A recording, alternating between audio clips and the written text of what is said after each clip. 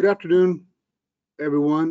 Just want to let you know we're experiencing just a little bit of technical trouble. We had a screen share issue. Once we have the Color ID presentation screen come to the front, and we'll start the presentation.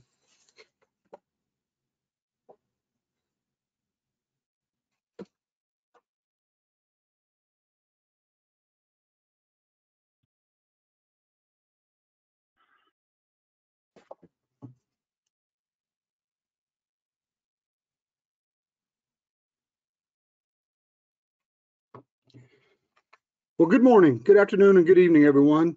I'm Danny Smith, Executive Vice President and co-owner of Color ID. Welcome to Color ID's Campus Forum series, continuing the conversation. Today's session is titled Remote Carding and is the second in a series of 5 sessions.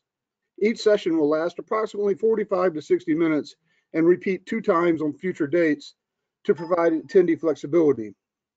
Please feel free to invite your colleagues from any of your institutional colleagues or even your company or anyone you know across the industry who would benefit from participating. They're welcome to jump in any of our future sessions, and a registration link that you can share will be provided by your account manager or your product manager in the near future.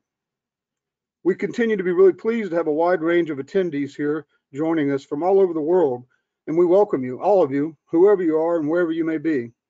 We hope that you find the investment of your time a great value and encourage you to be interactive in these sessions. We're privileged to have developed strong relationships over the past 20 years, and we're grateful that we're able to come together and stay connected. Leading today's technical discussion will be David Stahlschmidt, the Director of Product Management for Color ID. And David brings a wealth of technical information from over 14 years of working with advanced identity solutions. Many of you know David and have worked with him over the years, as he works closely with the manufacturers and vendors and end users to promote understanding of complicated products and services that comprise our industry. He's contributed to the decision-making process at many universities, healthcare facilities, and government agencies as they have considered acquiring contactless smart card, mobile ID, and biometric systems. And since 2006, David has presented annually at the NACU conference and is also presents at the NACUS conference, annual leadership, the European and Canadian campus card users conferences, and full-day identity summits hosted by prominent universities throughout North America. And joining David on today's session as a moderator is Mark Deegan, Color ID's corporate marketing manager. And Mark spent 16 years managing Color ID's marketing department. In addition, he also juggles the duties as account representative for some of our most strategic partners, both customer and corporate. He's also a product manager for Color ID's banking-related customers. And David Mark's technical knowledge concerning advanced identity solutions is a testament to their commitment to our industry and a great example of the value differential Color ID employees bring to our customer and corporate partner relationships. Now, a few housekeeping items will get started. We're really encouraging these sessions to be interactive as possible, so please utilize the question box to submit questions. And depending on your question, we may answer in real time or wait until the conclusion of the presentation during the Q&A.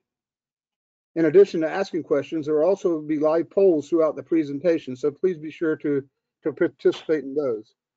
At the very end, there will be a poll, a Menti poll, and a live poll to learn more about some of the common challenges that you're experiencing now from an institutional perspective. It's simple. It's really simple to do. You just open the browser or PC on your PC or mobile. You'll go to menti.com, type in a 6-digit code, and we'll give you the code and explain more to that later during the presentation. Please note that Color ID's entire higher education is listening in today, and they're here for any follow-up discussions. Just please, shoot or email your call or email your account manager. Also, I just wanted to remind everybody that completes the 5-session forum will receive a certificate of completion, and also that Color ID swag bag filled with some really nice items. We have the ability to confirm everybody's attendance, so you don't have to do anything in regards to that. However, each session does require a separate registration, so make sure you're registered for all of them at whatever date is most convenient for you. Well, thanks everyone for your time and keeping us connected while we're apart. I hope that we got the technical difficulties worked out, but we'll see right now because I'm going to turn it over to David Mark. So David, take it away. All right, thanks, Danny. Yeah, we'll see what's going to happen right here when I press a button. And the answer is, there we go. All right, we're in business. So, remote card office. For those of you that tuned in on Monday or will tune into another one of the card technology sessions that we presented on Tuesday, that's really familiar territory to Color ID and to you folks that often drop by and ask us what we think about things. Remote card office is a new topic because I don't think any of us have ever been here before. So the questions in the agenda are, where are we? What do we need to do? How do we do that? And if, when this happens again, and I'm not even going to try to answer why. So, remote control, out of control, at a distance.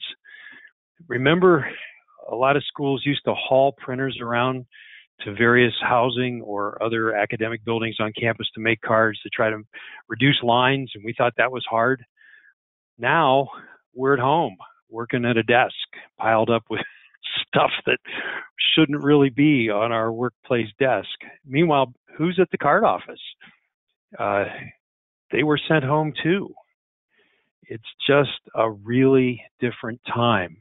So let's open with this first poll. Mark, go ahead and take care of this. All right, so first poll is anybody in your card office right now. Let's get some good interaction and see what we got.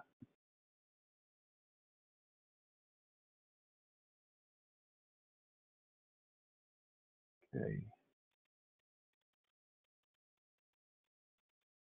Perfect. All right, let's see what we got. I'm going to share it. Okay. Some of us go in occasionally, 48%, 33% we can go in for essential projects, 17% not allowed to go on the campus at all, and only 2% business as usual. That's an interesting one. Okay. All right, Dave. Yeah, thanks, Mark. That is interesting. That's pretty much the story of Color ID. We do have some folks who go into the office every day to manage the production side of things, ship things, keep the warehouse stocked, do some of the bookkeeping and all. Occasionally, the rest of us go in as needed, but mostly we also are all working from home. So we're all in the same boat. So what is not happening on campus right now? And this is a slide I made for an identity management presentation. You'll see some more slides from that because some of these topics, it's all about the card, and so topics overlap from one to another session. But everything in black right now is a one card system related function, and none of those are going on right now. Nobody's going through doors. Nobody's at the library. Nobody's using lockers. Certainly nobody's in the dining halls unless, well, you may have a few people in your dining halls. We'll ask about that a little bit later. The only thing that's going on right now in any number is attendance and then exams. So the one card system is just shut down right now. However, the digital resources are still running. Nobody turns off the servers and computers. I mean, that all still happens. And as new students are enrolling and things are going on in the registrar's offices, they're entering the system. So data is still moving. It's all there, which brings us to the next question. How do you connect to your card office at this time? There it is. Poll's open. Let's see what type of responses we have here.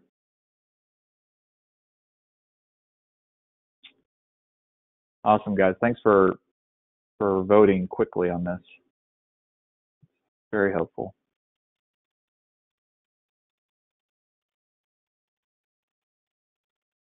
Cool. All right. Share it. Okay. Overwhelmingly, 78% of you are doing a virtual private network connection to the card office. 18% browser-based connections to your campus systems, and then 4% is just managing emails only at the moment. Okay, there you go, Dave. All right, thanks, Mark. And again, that's the Color ID story. We are all set up on remote desktop over VPN. Some of our systems, some things we can access through a browser, but most everything we do is through the VPN that we fortunately had in existence for a while, so now everybody can use that. Incoming freshmen, how many weeks? I know sometimes orientations start in May. They certainly are underway in June. It's already mid-April. What is going on? How is all this going to play out? So I've talked about this before, but it's worth repeating. Generally, universities have hammered out a pretty good identity process for establishing identity for people coming on campus, whether they're faculty, staff, and especially students. Who are you, and how do we know that? The admissions offices have many channels for validating these identities. First of all, there's a self-service application. I want a job. I want to be a student. Then emails and snail mail go back and forth between physical addresses and email address. If there's financial aid involved or any kind of financial compensation, banking and other financial information is passed between the two entities, and other services also can be handled by third parties. So by the time a student or a new faculty member arrives on campus, you can be pretty certain that they are who they're saying they are, because you've met them, you've had all these exchanges through a variety of channels, so it's pretty solid.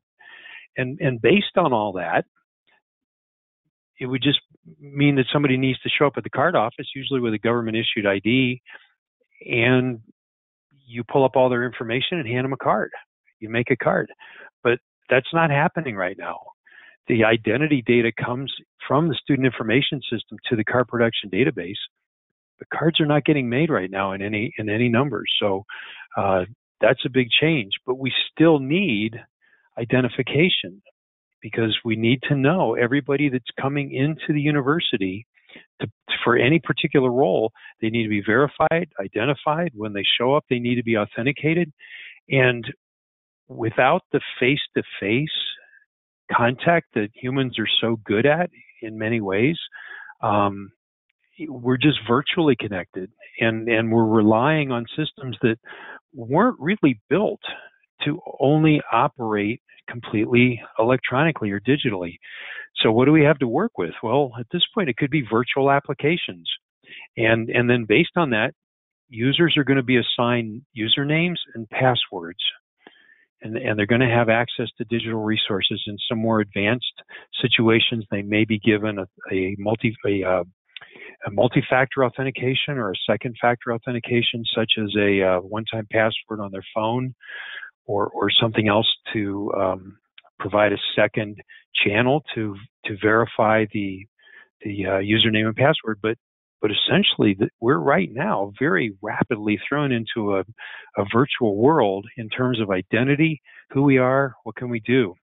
So that brings us to the questions, I think, that I grappled with just as I was putting this together. I've as many card offices as I've been in, as many people in card offices that I've talked to over the years. We all know the process. It's pretty basic. This thing is new. Now what do we do? And we may have to move quickly. So next question. Mark. Okay. When do you think students will return? Time for orientation, maybe fall semester? Absolutely no idea. Let's see what we got.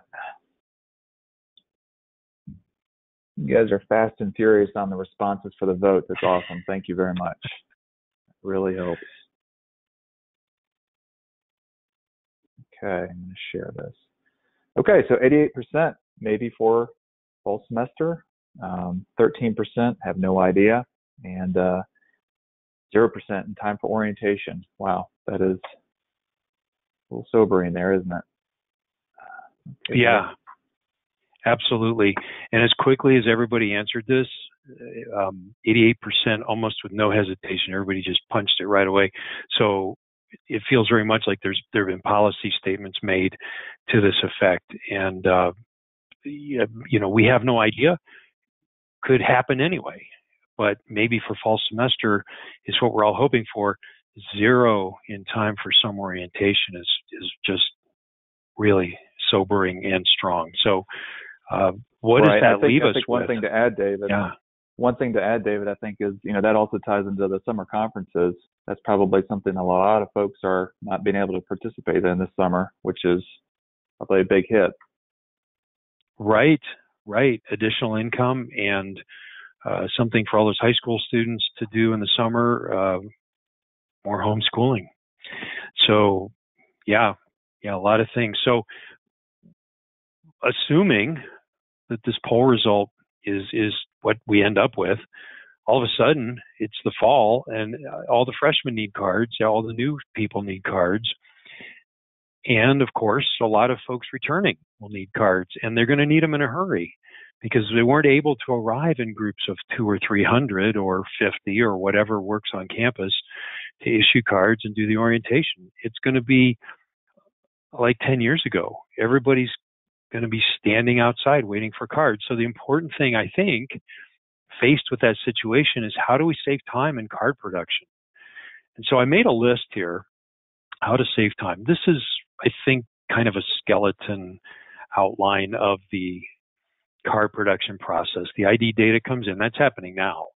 And usually the databases are on-prem. They're not, most of these card production databases, very few of them are actually in the cloud. They're on-prem. You need to capture a photo, and then you manually enter any other identity data needed for your system, and they're all different, and everybody has different processes, but invariably there at least is some manual data that has to be entered. The ID software is traditionally on-prem, connected to those on-prem databases. Then more than likely you're going to check government-issued IDs. Visually, you're going to look at them, you're going to feel them, and determine, is that a real passport? Is that a real driver license from whatever state they're coming from? Then you, having called them up in your system, you hit print, the magstripe gets encoded, you capture the chip data, cards and printers are somewhere. You have to get the data to the physical access control system. But let's start right here. What are the two big time sucks in the top of this list? And one is capture photos. It takes time. Oh, go stand over there. No, a little further back against the wall. That's right. Smile, don't smile. Hair out of your eyes. Take off your glasses. Hold still. And there's room for them to move against that backdrop. And you have to have the camera sitting on a counter somewhere. So capturing a photo is something that slows down your lines. And then checking government issued IDs is an optical process. We look at them. So you know where I'm going here. Photo upload, lose your camera. I'm sure everybody on this call is aware of self-service photo upload processes and systems. If not, many of you already have something that does that. A couple questions, or one question that always comes up right away is if we're going to buy a third-party system here, is it integrated, with my card system? And the answer for the couple of products that we're going to discuss today is yes. Actually, it's quite simple. Usually, it's pretty simple. It's a photo in a folder or a database, and it has a ID number.jpg name. So usually, it's pretty simple. There are limits to these applications, and I know sometimes universities buy the service and then they think, oh, well, now, it's software, so I can just ask them to do this and that. And, they're pretty friendly, and we ask for some more stuff. When you get into custom development, you're going to probably get into some heartache. So just a warning there. Best to just understand what these systems do as offered, plan on that, and then as you need changes, add those as you go along. But these self-service photo uploads products, they're really excellent add-ons. They work with all the ID software products. Some universities have built their own. Some of them are very old and say we're going to replace them with a commercial product. Others say, no, we've been using it for 15 years and it's great and we're not going to change. Seaboard has a photo upload process.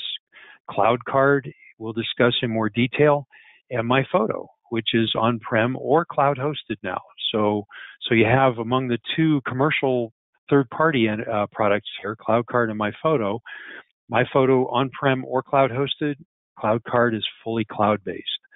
And if for those of you that may not be familiar with the process, I'll just use the CLOUDCARD because they very helpfully made this little diagram or picture of how it works. And when you're putting a PowerPoint together and somebody's already done the picture for you, why wouldn't you just use that? So you upload the cardholder email addresses, ID numbers, and that automatically generates email invitations to each student or faculty or anybody involved. And we even have some corporate users, large corporations that use these systems now to capture these photos. The students or the employees or faculty, staff, whatever, receive the email. There's a secure link that they use to access CloudCard, and then that invites them to upload a photo or take a selfie and then upload that. And then it's sitting on the server, whether it's on-prem in My Photo or whether it's in the cloud with CloudCard. You examine them in the application on the remote cloud server. You approve them, you deny them. Emails are automatically sent. Yes, your photo was approved. Congratulations. No, your email wasn't very good. You need to resubmit. And then you can download the photos. And this can be automated or it can be done as a simple manual process. Here's how CloudCard's admin screen looks. It's pretty simple. It's actually, a lot of these screens are looking the same these days. The tabs are on the left. The window is on the right, and you can see here you have pending photos. There's a green bar, there's a red bar. The software is suggesting maybe one would be accepted and the other with a black background maybe should not be accepted. And then when you're done accepting and denying, you download them. They go to the folder or database where your ID software can pick them up, and you're ready to print cards. You can even use them in the card office if you want, and people can use their own cameras. You can have a dedicated tablet. I mean, they're pretty innovative things that universities are doing with these products right now, but it certainly is a way to streamline the card issuing process. So when I was thinking remote card office, that was the first thing that came to mind was, okay, well, let's get the photo thing straightened out. Now, remote printing is a little more of a challenge because printers need people, and we're going to encode a magstripe, capture any pre-programmed chip data, maybe encode the chip. The cards and printers have to be physically somewhere. This is going to be the card office, anywhere else, but in the list of workflow items, I would say finding a way to manage your printing is going to be your next significant hurdle to overcome. Again, printers need people. You got to load the hoppers. You have to empty the hoppers. You have to clear the jams, clean things. You can turn a printer on and it can run all night if you have a great big hopper. And maybe you come in the morning and it printed everything you sent to it, but it doesn't always work that way. Sometimes it gets 50 or 60 cards in and something happens. You have to go pay some attention to it, maybe just a few seconds, but if you're not there, it doesn't continue. So you need people there. Maybe you can bring one home. Maybe there's some lightweight, easy to transport printers from a variety of manufacturers. Maybe instead of the big laminating module you use in your card office, maybe you could get a Zebra 350. It's a little bigger than a bread box. It's quick, it's clean, no lamb, but it gets cards made. Maybe you could send somebody to the office occasionally. It sounds like most folks can go in at least occasionally. So you could send print jobs. Somebody could go in, check them, reload the hoppers, leave, maybe come back in the afternoon. That way, you have minimal occupancy in the office, but enough to at least maintain the printers. Almost all of you have VPN into your printing PCs, and almost everybody else that doesn't have that is browser-based to get in there. So you are connected to your machines back at the office. So it's like you're there, but it's hard to get feedback on the printing for a lot of systems. And a number of reasons for that. ID printers are not as smart as multifunction devices because a multifunction device has a PC on it. It's not just a printer, it's a PC with a lot of printing and copying and scanning hardware around it. So it does stuff that ID printers just don't do.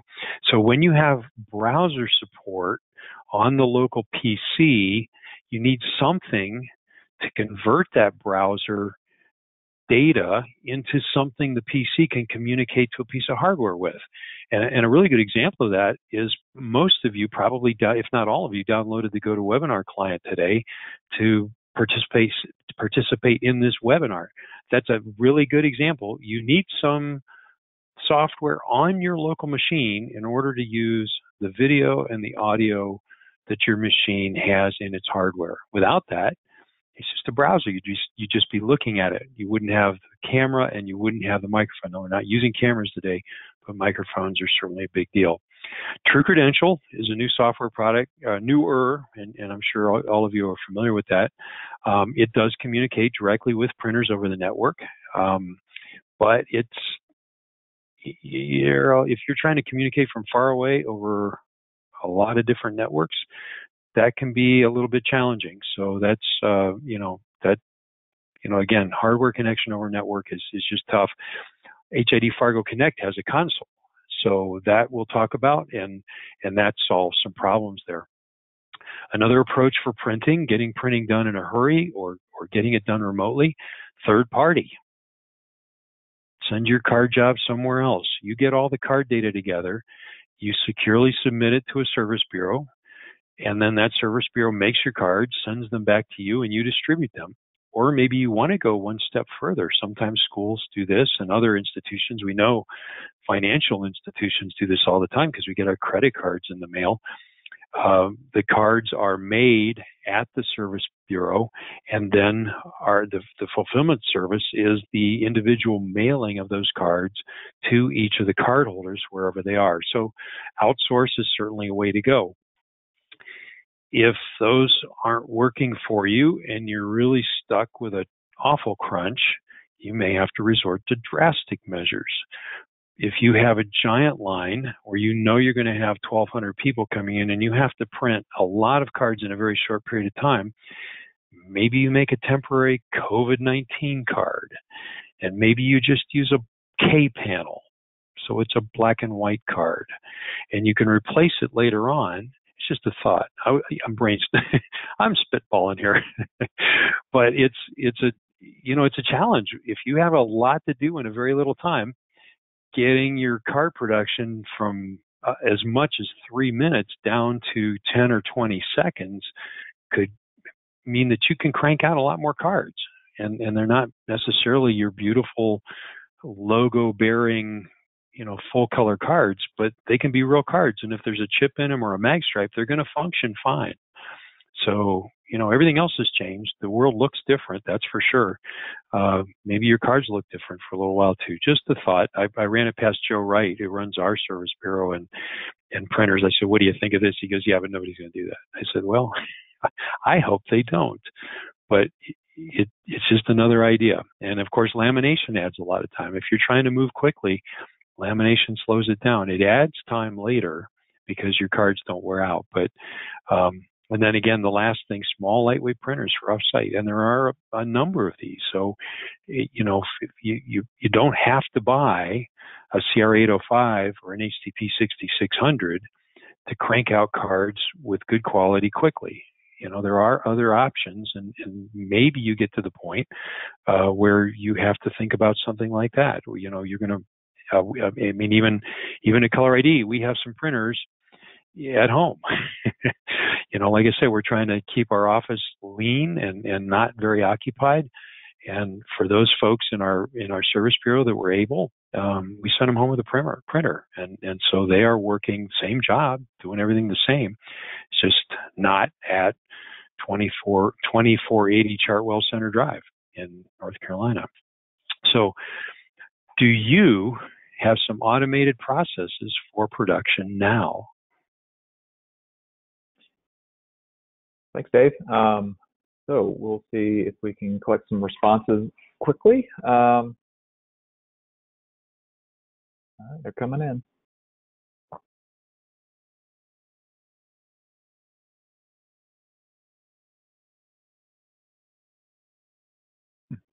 This is going to be an interesting one, Dave. This is some interesting data coming. All right. Yeah. I'm going to share this. So 53% say we have a photo upload system that helps. 33%, no, we are only set up to work in the office. Wow, that is a high percentage, I think. And then 14%, we can print remotely even if no one was there. Those are the two interesting ones, Dave. The 14% and then 33%, I'm thinking. Yeah. Those are very interesting. So a third of the schools represented on this call can only make cards if they're in the office. So that's what we have to work with right now. And the software lives on those machines. The printers are there. There may be some short-term solutions that you could investigate. There's just a lot to cover today, so I can only just pull in a few things. But here are some medium-term solutions. Maybe you could pull these forward a little bit. If anybody has the option to go to mobile, if you've been hanging readers that can read, or even at point of sale, for example, if you can quick throw in some USB readers there that can read mobile credentials, phones can be provisioned over the air. So, and there are portals from a variety of manufacturers that you do essentially the same as a photo upload. You submit an email address, an invitation is sent to the phone holders, who then download the app, download the credential, and they can begin using their phones instead of cards. Not necessarily, it's only going to work where you have readers that'll read that credential from a phone. Maybe in the next 3 months, well, you maybe hopefully have a little time, you can think about, okay, where will we need our most support, and is mobile an option for that?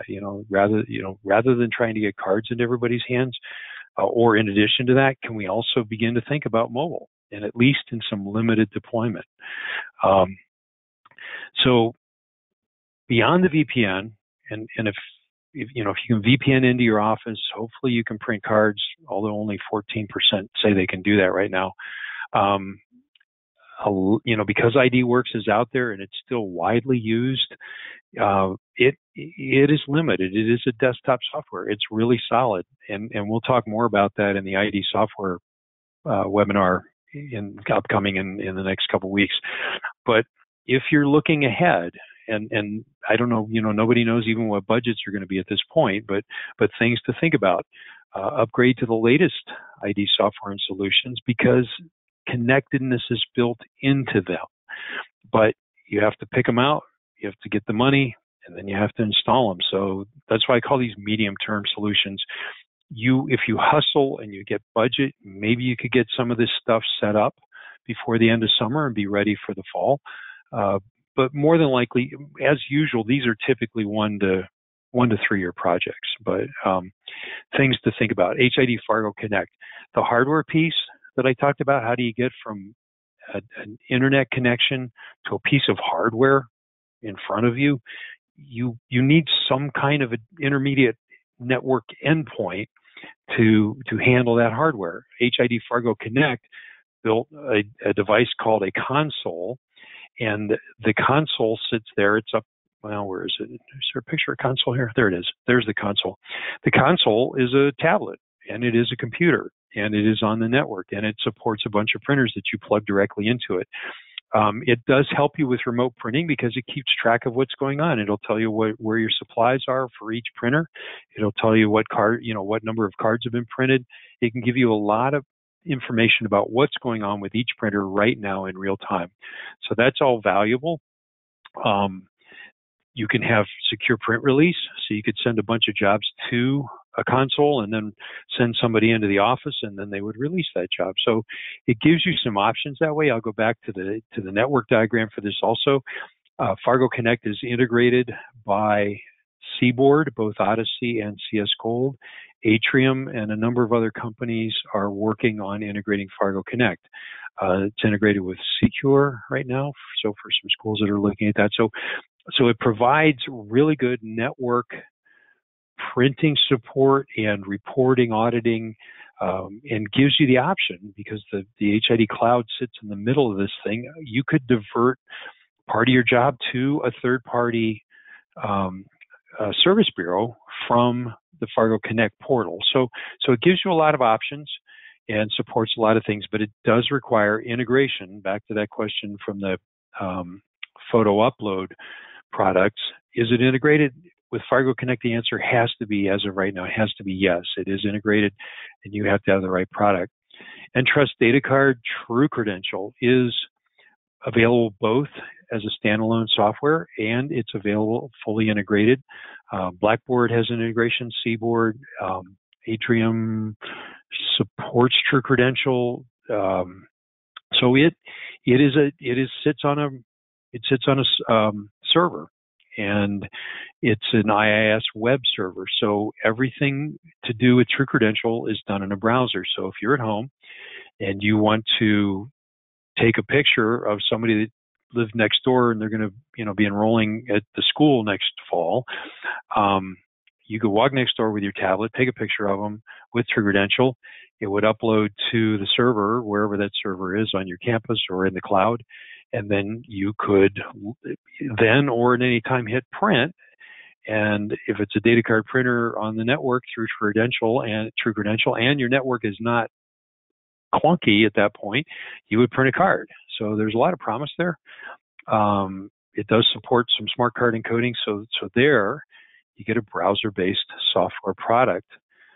Valid is a company, we've talked about them. They are a Brazilian company that makes and prints financial cards, and the software that they use for their financial card printing, they kind of spun some of that IP out into a web-based software it works pretty well for printing cards. So it's totally cloud-based. It's a service. You pay them an annual fee, and it could be on-prem, but essentially it's cloud-based.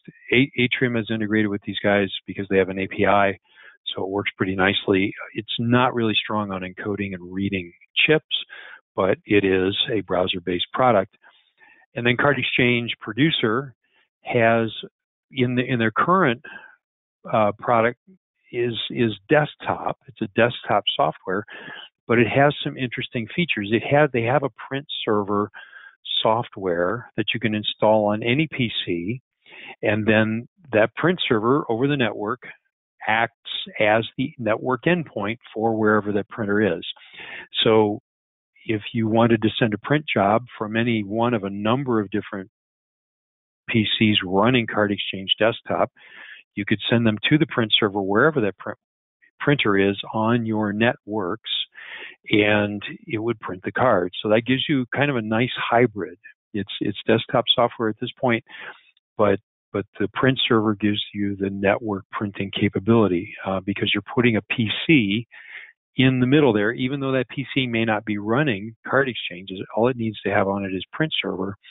It doesn't even really have to have a screen. It just needs to support that printer. They also have a dispatcher, which handles load balancing, which is important. If you have 5 printers in your office and you're printing remotely, having a dispatcher could be a useful thing, because if one goes down, it'll load balance the job to the other 4 printers. There also is a new product. It's a cloud-based card management solution from CardExchange. It has self-service features like photo upload, and it is available now. It's still in development. It's beyond beta, and it looks very promising. But we're still working with CardExchange on bringing a version to the university market that is ready to go and deliverable. So that should happen pretty quickly. Again, that is a full cloud-based product. So looking ahead, because we're in this situation now, and you don't want to think this would ever happen again, but now that it's happened, what if it did? And one thing that when we go through crazy times like this, and it's external, it's an invisible thing, it's a bug, we have no control over that, but the way governments and everybody responds to it, we have no control over that either. When these things happen, they show us where the weakness and the vulnerability in our systems are.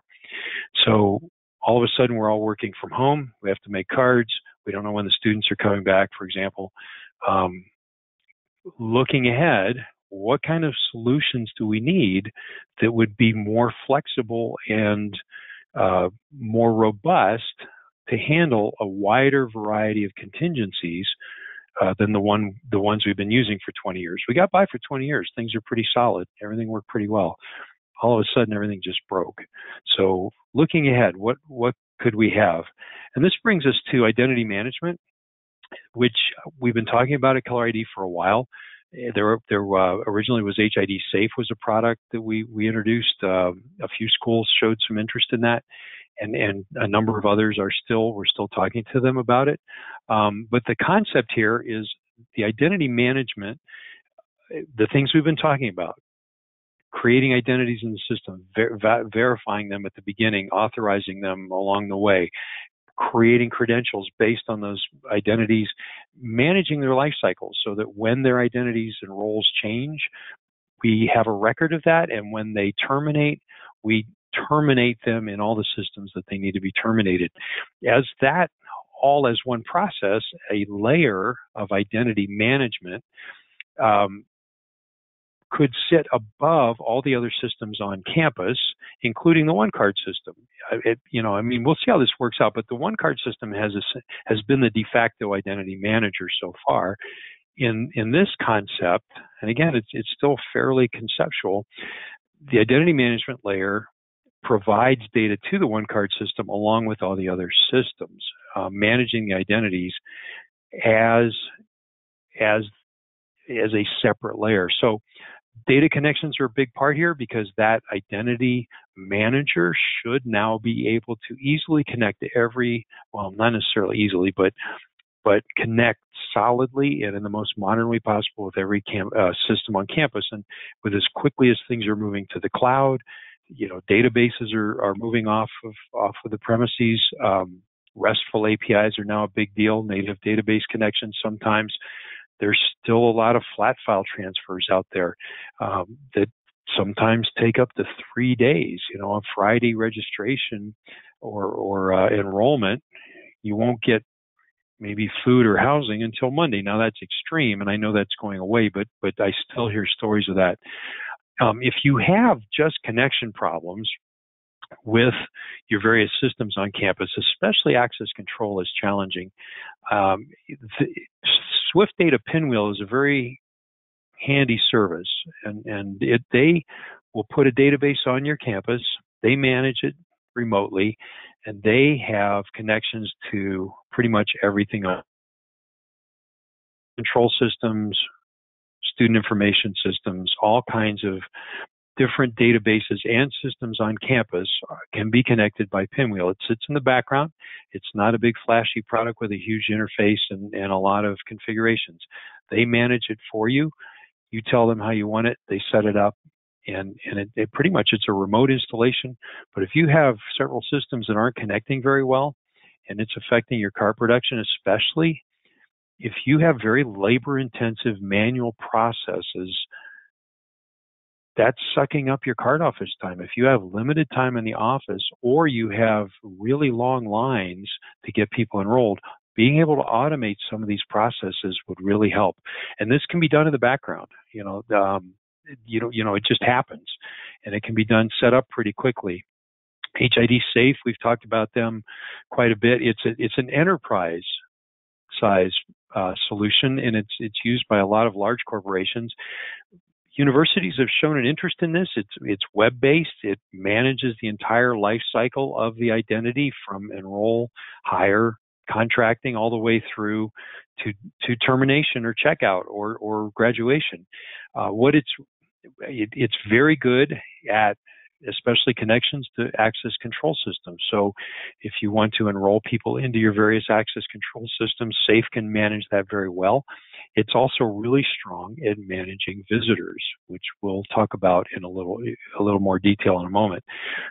Again, the usual diagram here, right? You have something in the cloud or something on a server in the middle, and then all the various systems connected to it. These solutions we're looking at right now are about connecting things and managing data. There's one more product here that this is brand new, and the company that is developing this has already developed 2 enterprise level identity products for governments and this is their third generation product. It is based around mobile, so it is a very robust product. It contains a lot of things. It's because the people who are developing this are very familiar with governments. They're very strong on the left there. No, wait, where are we? Throughout. So it's very strong on vetting identities, and it will support capturing photos, doing facial recognition, comparing photos captured with a phone camera to government-issued photos on driver's licenses. It's very strong at that. It'll register mobile devices by the ID numbers of the mobile devices themselves. So it has done pretty much all you can do to, first of all, establish those identities remotely, because these are designed, again, government level stuff, but it would work very well at a university, and it's priced surprisingly reasonably. We've been through the pricing model with these folks a few times. So it establishes the identities, it manages them, it connects to lots of different systems, it provides logical access in all the ways. Over there in the bottom left, you have it supports smart cards. It supports USB token authentication, one-time password like Duo, or but it has its own. It's all built in to these various modules. They call this micro architecture. So it provides a lot of different services. It's quite powerful, and you can opt for certain modules, and you don't need fingerprint readers. Then you don't get fingerprint readers. If you don't want iris scans, you don't get iris scans. You looking ahead though, this kind of thing where it's built around mobile and remote, and it's based in the cloud. It's a new architecture, and it's the latest thing. So just bringing this to your attention, something to think about. It's there. Last thing we're going to talk about, temporary identities. We've talked about this before too. Contractors, visitors to residence halls, conferences, summer programs. Well, not this year, but a lot of schools haven't been paying attention to their contractors. They're told just give them a card. They come up in a hard hat and carrying a tool bag, give them a card, and now they can go indoors.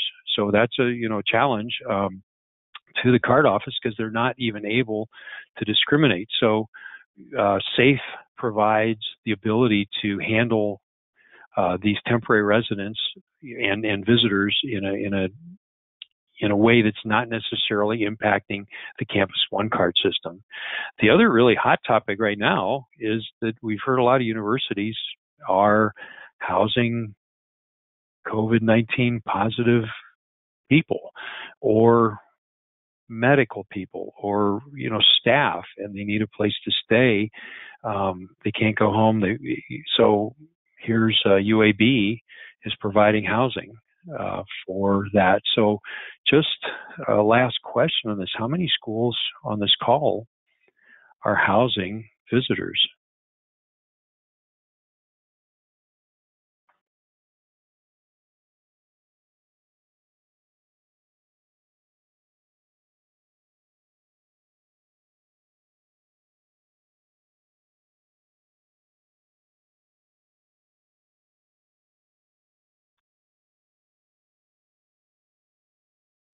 All right, so 66%, none at this time. 28% we have heard we might be housing some folks. 6%, yes, we have some COVID positive in housing. So there you go. Interesting. Yeah, so you see the headlines, you never know. Is this everywhere? And just based on our attendance today, no, it's not. But with a quarter of the attendees here have heard that they might, who knows where this could go. So it's just interesting to know. And when they arrive on campus, how will you manage that? They'll have to have access cards, or, that's just stuff to work out. But anyway, that's all part of the uncertain future we're facing here. Visitors also, we need to track, we need to give them permissions and to the various systems. So having gotten through all of that, that's what I got for remote card office. Cool, Dave. So yeah, we've gotten a couple of questions submitted throughout the presentation. So allow me to look through these real quick and pull them out. Let's see here. I had one set up. Okay. Regarding CLOUDCARD, does it matter if the phone is taken a photo in portrait or horizontal mode? Specifically regarding CLOUDCARD, well, in both my photo and CLOUDCARD have ways of reorienting the photos. CLOUDCARD automatically, as you're watching, you load the photo, you see it on your phone, and then if you have the if you don't have the free version, if you've paid at least a little bit for the service, you have HelperBot, and you'll watch it. It'll rotate the photo right in front of you to proper orientation. iPhones often put photos at 90 degrees, so they need to be straightened out one way or another, but that's all handled through CLOUDCARD's software. Cool. Awesome. Another follow-up question for CLOUDCARD was, does it work for Apple and Android devices? Yes, because it's in a browser. Yeah, it just works. Mm-hmm. Yep. Awesome. Cool. Let me see here. Is there any hardware required for photo upload? No, just you need a camera, and the phone does all those things. It's a camera, it's a network device, it's a PC with a browser. You need that, and if you wanted, you could do it at a PC. But other than that, no. You just need a camera in a device of some kind. Right, and I realize every university's ecosystem is different in how it's set up. Whenever they want to integrate and launch a photo upload system. But if you had to throw out just a generic, timeline, how long does something like that take? Is it a quick, or is it something that's very laborious, takes some time to do? Well, no, that's a good question, Mark. My photo is usually installed on-prem, so now they're putting software on your server, so your IT people are going to be involved, and it doesn't take long to install a database on a server, but what does take time is getting permission and passing the security requirements and any accessibility requirements also that have to be passed, and the assessments. So the process can be a little bit. It just takes time on the university side. Now, on the software itself, my photo is a full featured product, and it's installed. So you would need to get into their queue, and when they're available. Now, I know both of these companies right now are very busy. I've been speaking to both of them this week, and they're both very busy. So there's a little bit of a queue with both. And then when you are ready to go, it can take a few weeks, 4 to 6 weeks. And again, most of that time is on the university side, because they say, well, we got to get permission from this, or we got to get this information. How are we going to, that stuff goes on. It's not about we just need to flip some configurations here. The one thing about CLOUDCARD that is attractive is that it is in the cloud. You're not installing anything locally. Of course, your IT people will want to know about the security of that application somewhere in the cloud, and there will be a lot of questions, but they're pretty good at answering that. But if you need to get up and go fast with a photo upload system, in a matter of a couple weeks, CLOUDCARD has a scaled down version, and it's a little bit manual. You create a report of your email addresses and your ID numbers of the people that you want to get photos from.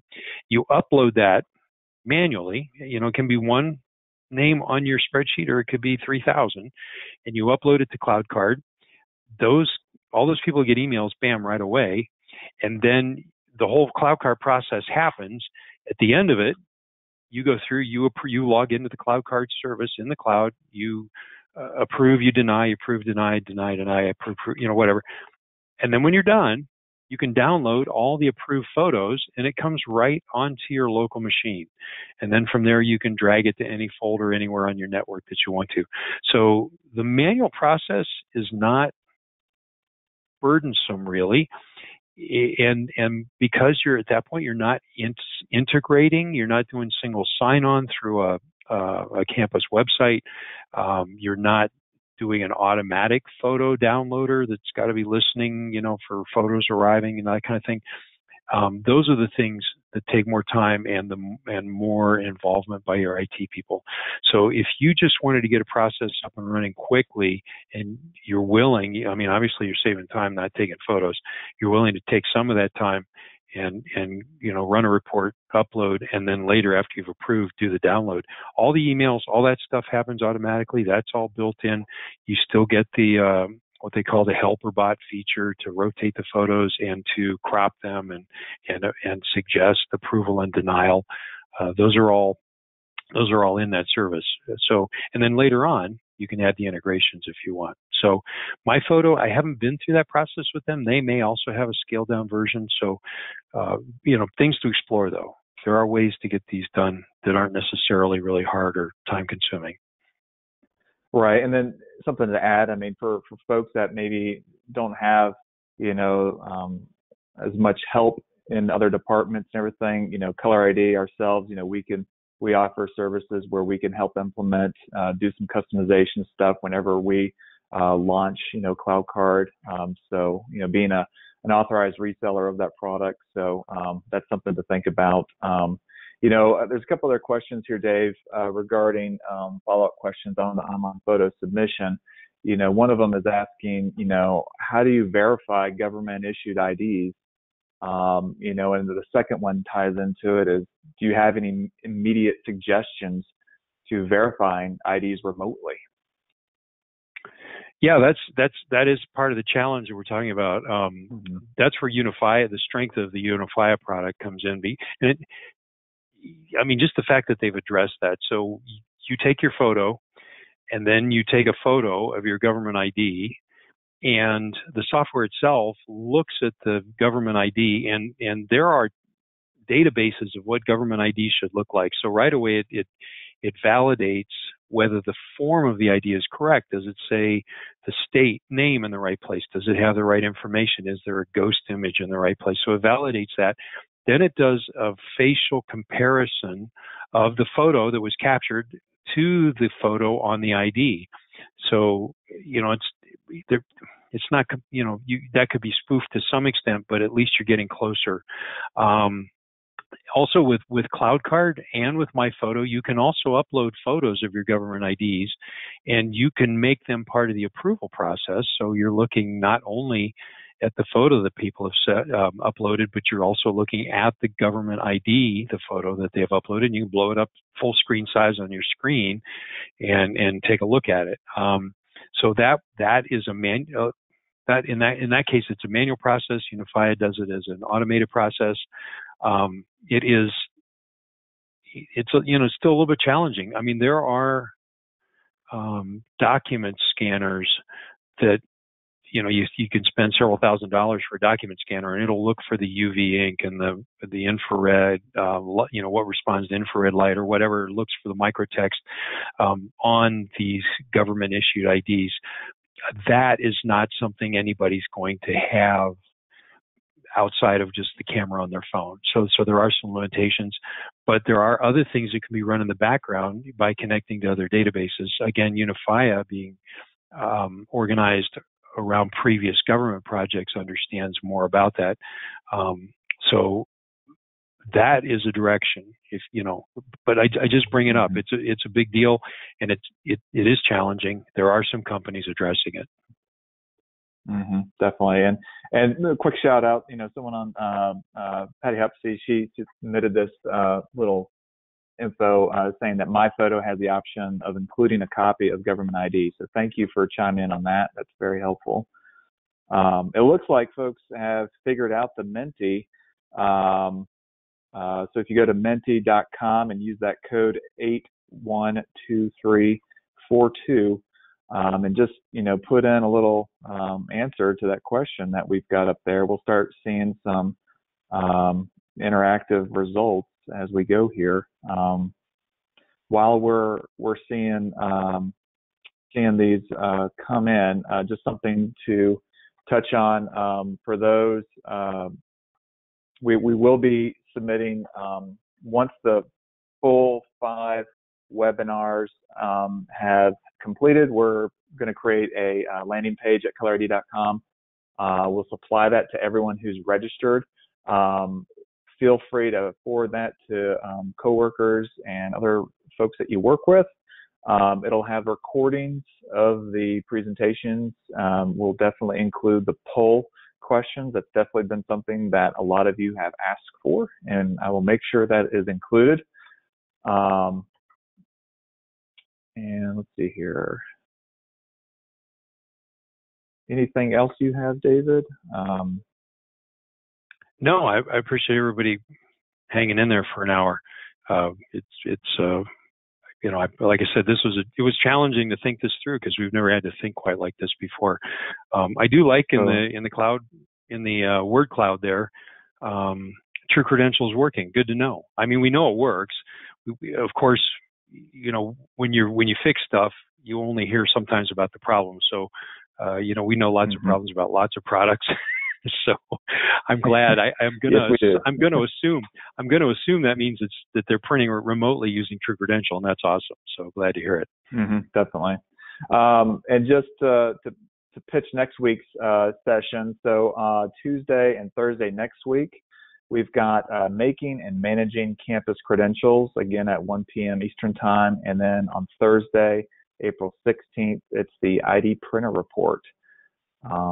You guys do need to register for